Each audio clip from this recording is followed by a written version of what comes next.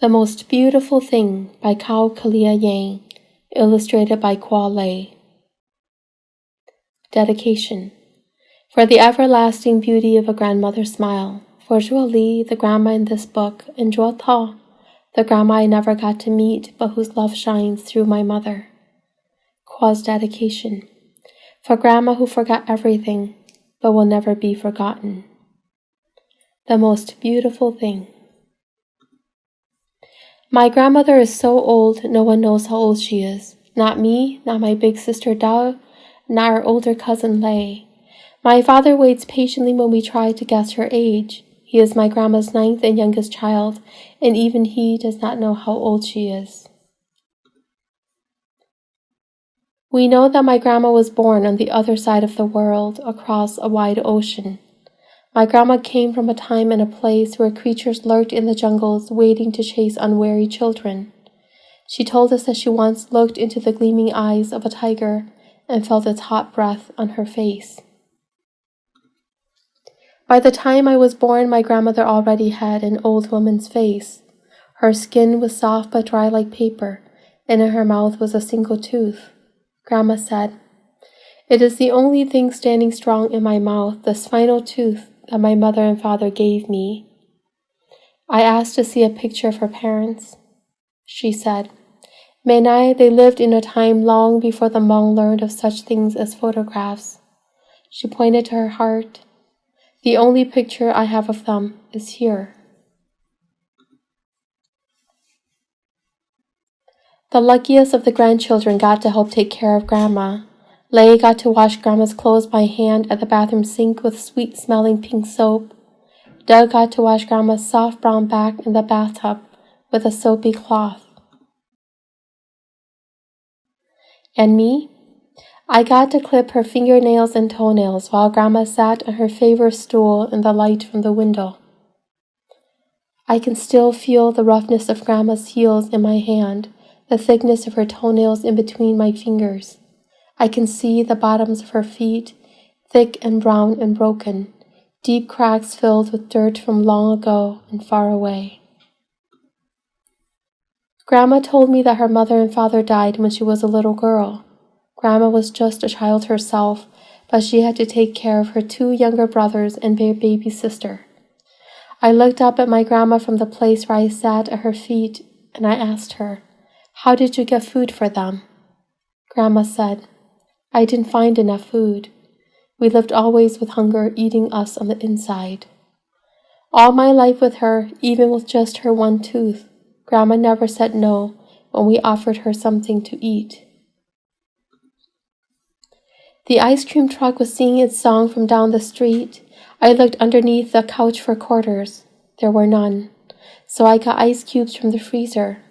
I offered one to Grandma in my red plastic cup. She smiled at me. When I wanted a new dress to wear on the first day of 3rd grade, my mother said she did not have enough money. She found some nickels and a dime in her purse and offered them to me. I bought hard peppermint candies from the neighborhood grocery store at the corner of our block. When I got home, I offered one to Grandma on the palm of my hand. She smiled at me. At the round table with its shaky legs, I used my spoon to mix and mix in the corner soup bowl we all shared. There were no pieces of meat, only bones and soft greens. My father said, "The price of meat is too expensive at the market, Menai." I found a thick chunk of bone and offered it to Grandma on my spoon. She smiled at me. We had plenty of meat only when we celebrated Hmong New Year with our aunts, uncles, and cousins. The old table was heavy with whole boiled chickens, more than our family could ever eat. After dinner, our bellies full, my cousins and I sat on the carpet around Grandma as she told us stories. She always began, "It was a long time ago, and I was just a girl." As we listened, our eyes grew round. Grandma twisted her fingers one over the other to show us what the hands of Bonsong, jungle spirits the size of children, looked like. She taught us how to listen for the cries of the fearsome Pinyuvai by holding our breath until our hearts pounded in our ears. We were always sad when Aunt Ju called. Time for the children to help clean up. On a cold day when the snow blew onto the window panes and the light was dim, I asked Grandma about the dirt in her feet. She told me she didn't have shoes after her mother and father died. She went shoeless to the mountains to tend to the family field. She ventured into the jungle to look for wild roots, bamboo shoots, and edible mushrooms. And one day, she was chased by a tiger. As she fled, her bare feet broke open on the fallen branches, and she still ran, blood and dirt mixing into clay with each step. I squeezed her feet in my arms and pulled them close to my heart, a hug for the hard road she's walked to get to me. Each year, cutting my grandma's nails went faster because I grew stronger and bigger and more able. Each year, Grandma's feet felt smaller and smaller in my hands and my lap. Her stories, too, slowed with the passing years. The pauses between her words grew long. Sometimes, as Grandma was looking for the words she lost to the years, I grew distracted from my task, looking at the toys on the floor that needed to be picked up, the unfinished schoolwork, the younger children who needed to be bathed. Her deep, even breathing would call me back to the moment, only to find her eyes closed in sleep, one hand braced against the window to cradle her head. I grew unhappy with our life. I was tired of getting ice cubes from the freezer when I wanted ice cream. I was tired of never getting the new dress for the first day of school. I was tired of gnawing on the bone in the soup when I wanted meat for myself and my grandma. One evening, I studied my face in the bathroom mirror, wishing my teeth were straight. I came out of the bathroom and said, "Mom and Dad, I want braces. Can I have them?" My mother looked up from nursing my baby sister and said, "We don't have any money. Maybe next year?" My father looked up from my toddler sister. He was bouncing on his legs and said, "I wish we could get you braces, Minai, but we can't right now." My grandmother looked up from her special stool by the big window. "Galia," she said, "look at me." I turned to her in the glow of early evening. The sun was low in the sky and its golden light fell on her face. Grandma asked, "Is my smile not beautiful?" In that moment, I could see all the times my grandmother had smiled at me.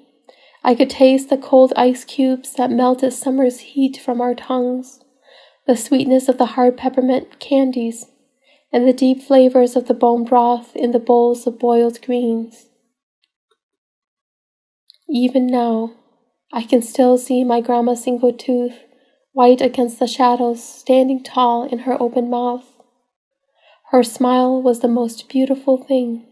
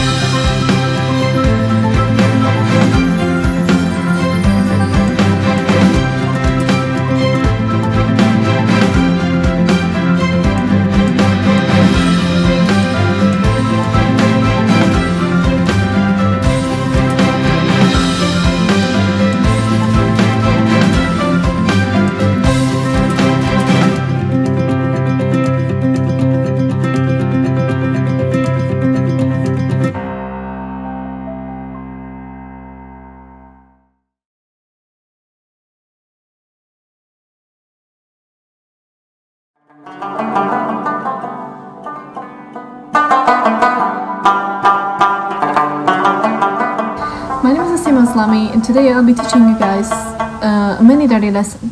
Anyway, I want to start off by giving you guys some background information about Dari or Persian language. So, what is Dari or Persian? Dari is the name given to the Neo-Persian language since the 10th century, widely used in Arabic and Persian texts. There are different opinions about the origin of the word, Dari, but the majority of the scholar believes that Dari refers to the Persian word that, or thereby meaning, court, as it was the formal language of the Sassanids. The original meaning of the word Dari is given in notice attributed to Ibn al-Muqaffi. According to him, Farsi was the language spoken by so many priests and scholars, and also peoples. Since 1964, Dari has been the official name in Afghanistan for the Persian spoken there. In Afghanistan, Dari refers to the modern dialect form of Persian that is the standard language used in administration, government, radio, television, and print media. Because of the majority of Dari native speakers who normally refers to the language as Farsi, it's also known as Afghan Persian in some Western sources. As defined in the Constitution of Afghanistan, it's one of the two official languages of Afghanistan. The other one is Pashto. Dari is the most widely spoken language in Afghanistan, and it's the native language of approximately 27 to 50% of the population. However, Dari Persian serves as the lingua franca of the country, and it's understood by up to 80% of the population. Iranian Persian and Dari Persian are mutually intelligible with differences found primarily in the vocabulary and phonology. There are phonological, lexical, and morphological differences between Afghan Persian and Iranian Persian, but there is no significant differences in the written forms other than regional idiomatic. The English we speak in here and the English people speak in UK. So they're like, it's probably some phrases and an accent maybe. Dari dominates the northern, western, and central areas of Afghanistan. It's the common language spoken in cities such as Mazar-e-Sharif, Herat, Faizabad, Panjshir, Bamiyan, and the Afghan capital of Kabul, where all the ethnic groups are settled. Dari-speaking communities also exist in southwestern and eastern Pashtun-dominated areas such as the city of Ghazni, Farah, Zaranj, Lashkargah, Kandahar, and Gardez. Now that we all know this information about Dari or Persian language, I want to talk to you guys about some famous writers of these beautiful languages that wrote so many books and poems that are being read by people nowadays, such as Hafiz, Ferdowsi, Rodeki, and Khalilullah Khalili. My personal favorite one is Hafiz and Ferdowsi, and some of their famous great books are Divan Hafiz. This is my favorite book. Shahnameh also, and Rastamo Sohrab. These books are really great, and you can find their translation in English and anywhere, just in the libraries as well. Now that we learned all this information about Persian language, I want to teach you guys some Persian. So I want to start off by teaching you guys some basic vocabulary words or phrases you can use to greet someone in Persian. And for that, we want to start off by saying salam, meaning hi or hello. Salam. Salam, meaning hi or hello. And after that, you might want to say, how are you doing? And you can say it, and in Persian, it would be like, حال شما چطور است? Or شما چی حال دارین? Meaning, how are you? Or how are you doing? And for respond, they're probably going to say, ما خوب هستم, meaning, I am fine. And they'll say, تشکر, thank you. And they'll say, شما چی حال دارین? Meaning, how are you doing? And you probably are going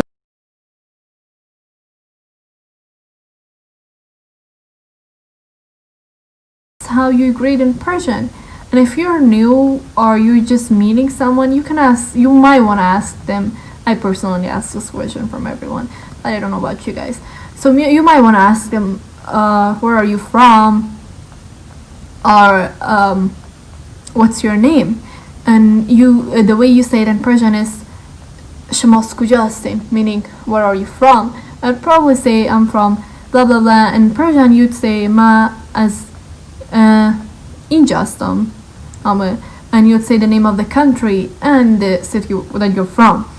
And whatever you wanna ask someone about their name, you would say نام شما چیست, meaning what's your name? And they'll say their name, and they're probably going to ask about your name, and they'll say نام شما چیست, meaning what's your name? So yeah, that's how we greet in Persian. And now I'm gonna teach you guys some numbers that are in Persian. They're really different in the form of writing in Persian, but they're kind of the same in English, but they are different. It's really, really different in writing form, because we start from the right to the left when we write numbers, and also words. It's like Arabics, numbers. So yeah, so we want to count to 10 in Persian, and we want to start off by saying yak, meaning 1, do 2, say 3, 4 4, 5 5, 6 7, 8 9, and da, which is 10. Now that you guys learned all this history about Persian and real language, I want to say thank you, and I hope you guys can use these words sometimes in your life. Yeah, and make sure to practice daily. It's good to practice, Thank you.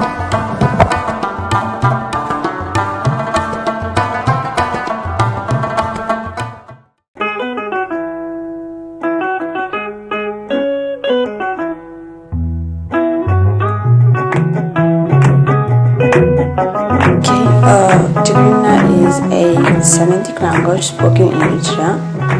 Tigrinya is one of the 9 languages in Eritrea. It is one of official languages along with Arabic. Tigrinya has its own alphabet of 32 letters adapted from Ge'ez, a language which exists with a very limited function within the Coptic Orthodox and Catholic Church.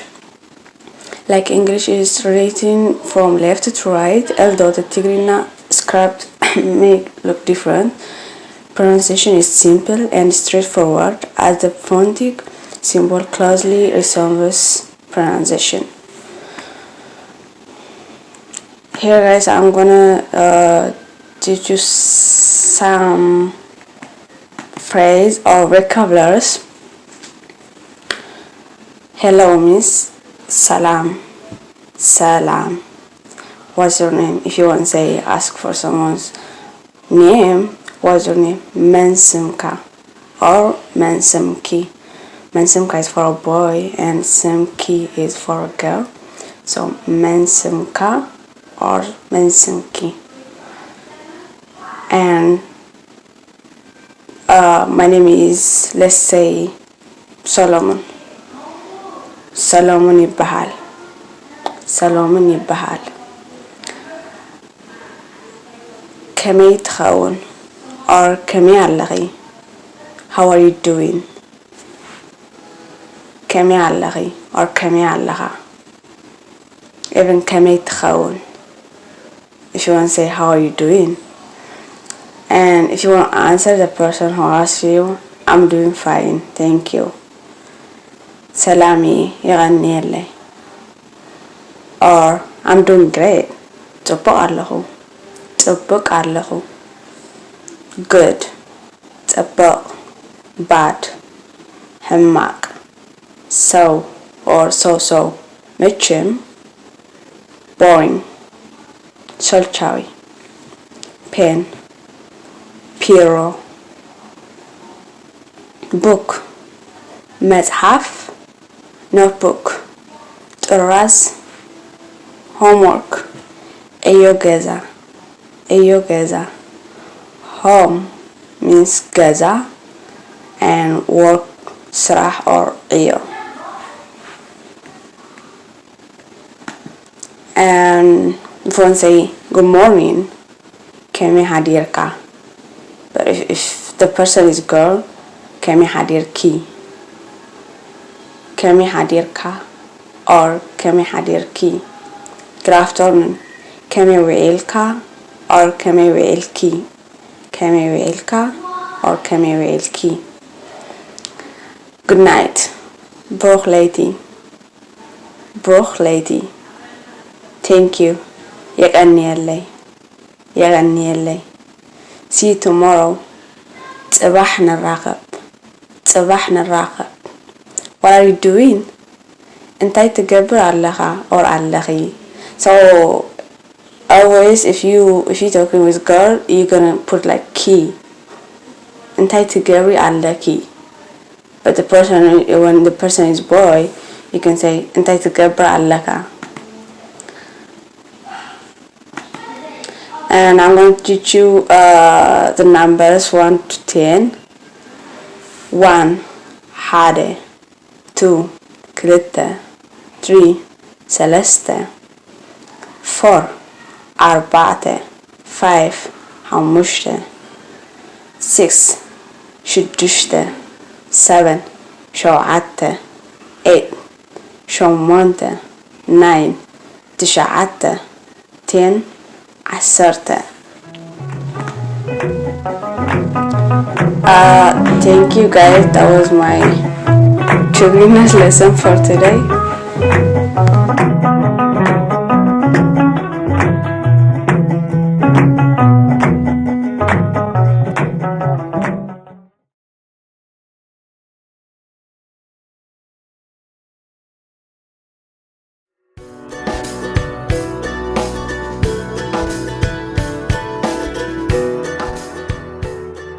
Hi guys, I'm going to be talking about Arab American heritage. Number 1, social likable. It's Hassan. I am from Iraq and I'm in 6th grade. I'm from Marcus Middle School. Hi, my name is Mohammed and I'm in 4th grade and I'm in Iraq. Hi, I am Zainab and I am 2nd grade and I'm from Iraq and my school is Ross. Number 2, beautiful. هلا أنا اسمي هارين وأنا جيت من العراق 2018. Hello, my name is Brina Shalish. I came from Iraq 2018.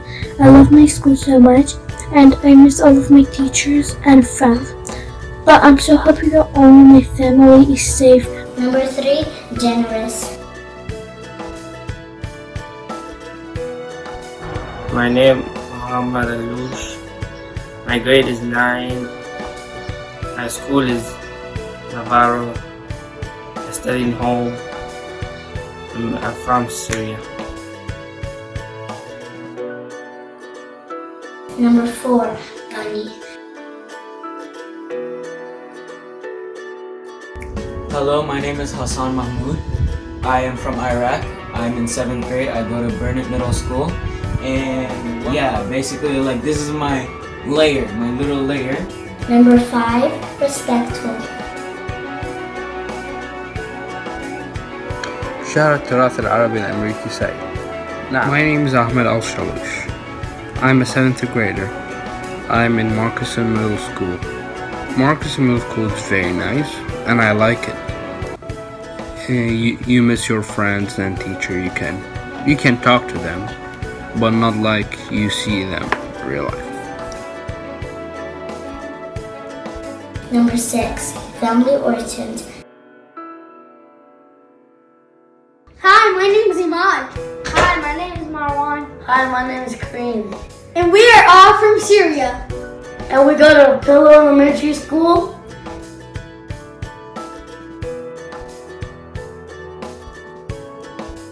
Number 7, hospitable. Hi, welcome. Would you like to join us for some tea? مرحبا. أهلا وسهلا. تريدون تشربون ويانا شاي؟ Number 8, religious.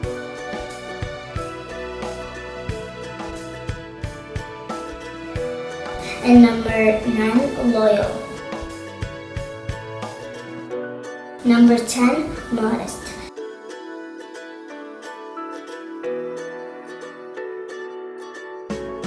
And we hope that COVID-19 just ends because we like school. Thank you. Bye. Yeah, it was fun talking to you.